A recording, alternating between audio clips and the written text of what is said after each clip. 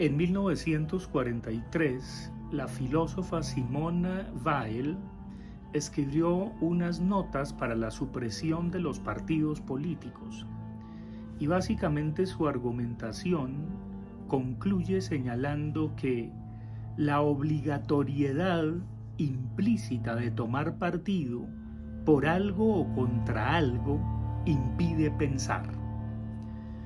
Creo que a partir de ahí voy a iniciar esta videocolumna, porque si bien estamos atrapados en las sociedades contemporáneas y probablemente nuestro sentido común es bastante maniqueo desde hace un buen tiempo, en el o esto o aquello, el célebre dilema kierkegaardiano de ou bien, pues justamente ese célebre dilema fue bastante problematizado por Kierkegaard, como buen antihegeliano que fue. Y Kierkegaard señalaba que justamente entre esa taxación, si me permiten en itálica, entre esa obligatoriedad taxativa de decir o esto o aquello, cabe la posibilidad de ni esto ni aquello, o de y esto y aquello. Entre esos dilemas de los buenos o los malos, los blancos o los negros, los puros o los impuros, los del norte y los del sur, los de arriba o los de abajo, los opresores o los oprimidos, los victimarios o las víctimas, los hombres o las mujeres, lo masculino o lo femenino, en fin, todas esas oposiciones duales del adentro y del afuera, de lo duro y de lo blando, de lo seco y de lo húmedo, pues cabe lo curvo. Entre lo crudo y lo cocido, dice Lévi-Strauss, cabe lo ahumado o lo podrido. Y en las maneras de mesa y en la cantidad de platos que se preparan en múltiples culturas, lo podrido, lo descompuesto puede ser altísimamente refinado como un coñac o un whisky ahumado. De tal manera que esas oposiciones duales que a veces nos obligan implícitamente a tomar un partido, no solamente ya en el término de los partidos políticos, sino ideológica o culturalmente, pues evidentemente hay que cuestionarlas, hay que replantearlas permanentemente, porque uno no es ni conservador ni liberal per secula seculorum y hasta que la muerte lo separe.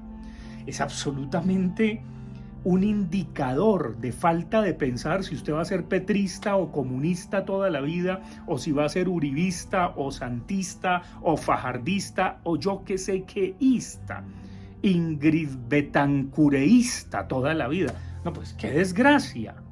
No, la vida no se compone de esas no radicalidades, porque la palabra radical viene de raíz y generalmente quienes usan sus propios radicalismos lo confunden con los fundamentalismos, es decir, con un pensamiento completamente sectario que por supuesto no es pensamiento, sino es una actitud de cueste lo que cueste, el otro se equivoca.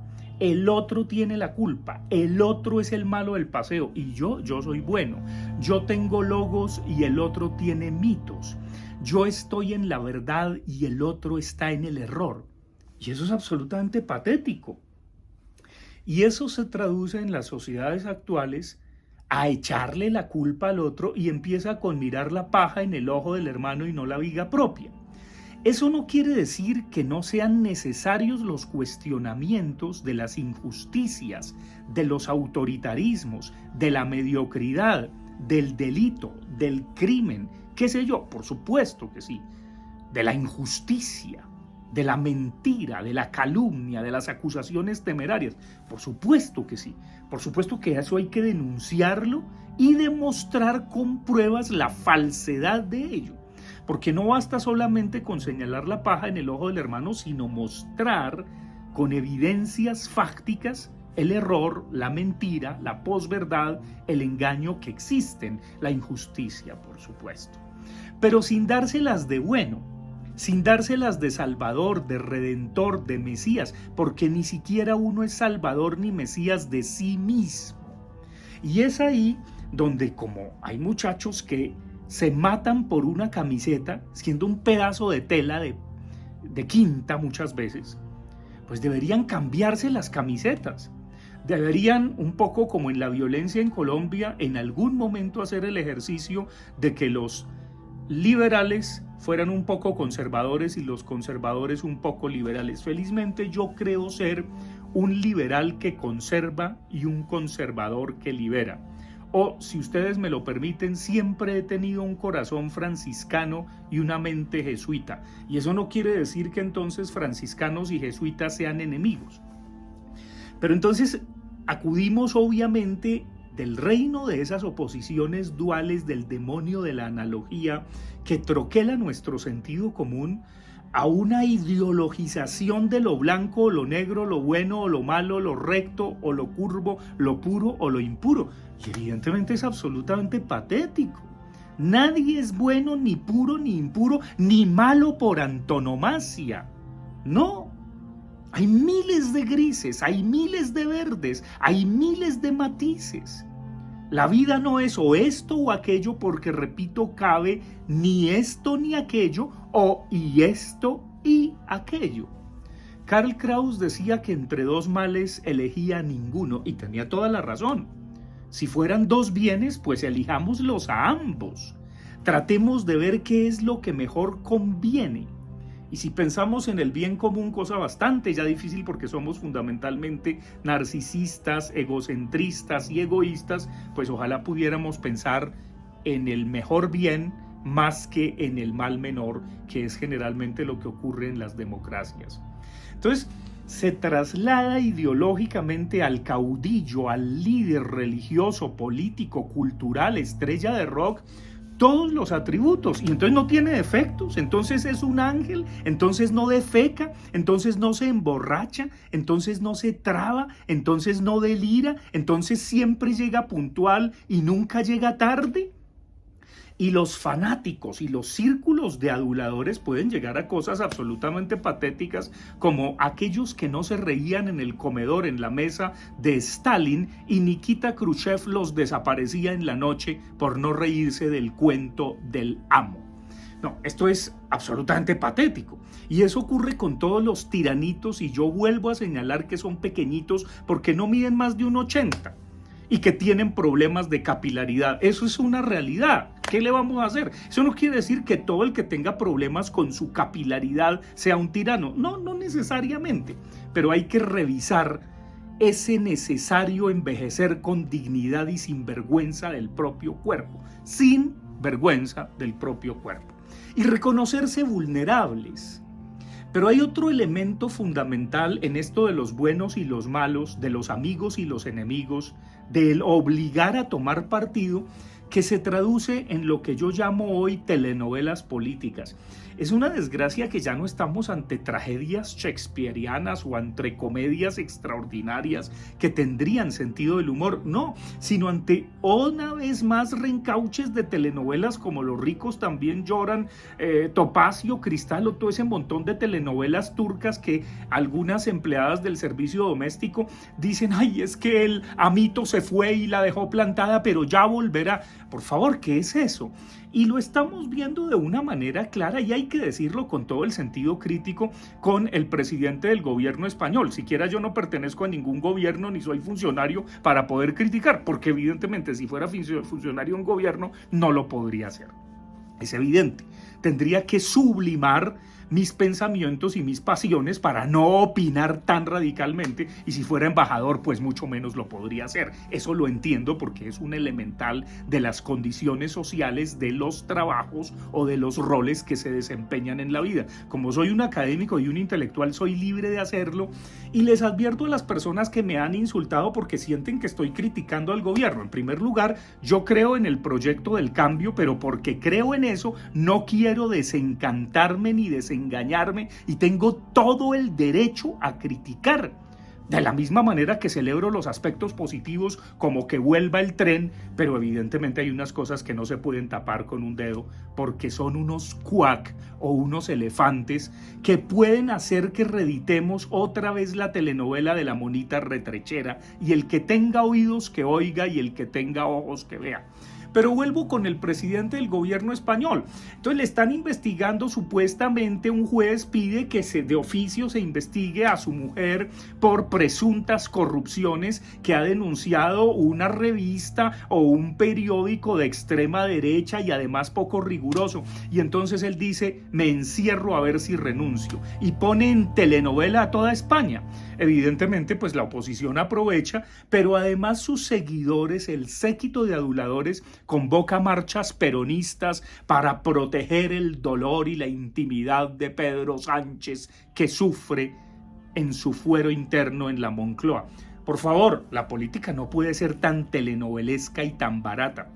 Y además, hay quienes llegaron a la caricatura de decir, es que no se trata de qué puedes hacer, ¿qué puede hacer el gobierno por ti, sino tú qué puedes hacer por el gobierno? ¿Qué puede hacer el presidente del gobierno por ti, sino tú qué puedes hacer por el presidente del gobierno? Apóyalo porque definitivamente es indigno que investiguen a su mujer, ni siquiera a la mujer, que se llama Begoña, dicho sea de paso. Entonces todo se ha vuelto una telenovela que le ha dado la vuelta al mundo y me temo que esa narrativa se ha adelantado a nuestras propias telenovelas aquí en Colombia y en Latinoamérica. Repito, yo espero que ojalá no estemos reeditando el episodio de la monita retrechera. Y para los que se olvidaron de la monita retrechera, pues fue una persona que desaparecieron y mataron porque sabía mucho del proceso 8000. Claro, todavía no había estallado propiamente el proceso 8000, pero sí el cardenal Pedro Rubiano, que recordé en la videocolumna pasada, que en paz descanse, le dio un elefante al presidente Samper, elefante que el Senado y la Comisión de Absoluciones tapó con un dedo, como todo ocurre en nuestro país, porque no me lo van a creer, me acabo de enterar, todo fue a mis espaldas, etcétera, etcétera. Y esas narrativas telenovelescas son idénticas a los estados de opinión y a yo no voy a aceptar una reelección y luego el pueblo me pide que me sacrifique, en todos los tonos. Entonces esa ridiculez de no pensar y de tener que como borrego al matadero tomar partido porque el líder o el caudillo o el guía o el director espiritual es un iluminado, por Dios, eso está contra el pensamiento. Eso sí, fascista. El fascismo no solo obliga a decir, sino obliga a callar e impide pensar. Cada vez más se requiere de crítica y autocrítica. Y si quienes se reclaman del espíritu crítico no son autocríticos, simplemente son unos borregos que obedecen. Y yo no soy eso, porque no tengo ningún contrato de nada ni de nadie que me pague para decirme lo que debo opinar. Yo opino sobre lo que se me da la gana y en este espacio donde la verdad se trata, retrato ficción. Esa es mi libertad. Entonces, mis queridos amigos y amigas, aquí eso es lo que van a encontrar. Y hay que decirle va de retro a ese tener que casarse con A o con B, y si no es mi amigo, es mi enemigo. Los que no están conmigo están contra mí. Por favor, eso está contra el pensamiento.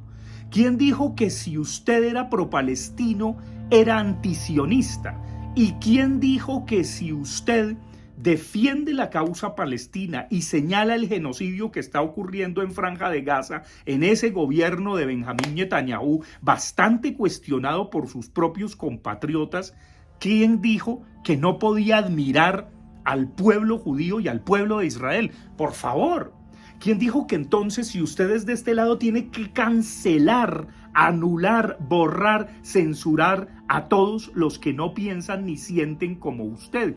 ¿Y quién dijo que son culpables los atletas rusos porque tienen a Putin, o los científicos rusos porque Putin hace alfa, beta, gamma o epsilon? ¿O quién dijo que entonces hay que criminalizar y condenar a cualquier persona del pueblo judío porque Netanyahu hizo yo que sé qué horror con los palestinos?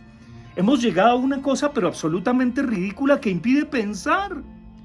En esa obligatoriedad de posicionarse, o es republicano o es demócrata, o está a favor de Trump o está a favor de Biden, o es uribista, paramilitar, etcétera, etcétera, cosa que es una defecio, esos calificativos de entrada, o si no, es petrista. No, Pensar implica tomar distancia y decir, un momento, yo reflexiono, no todo es blanco o negro.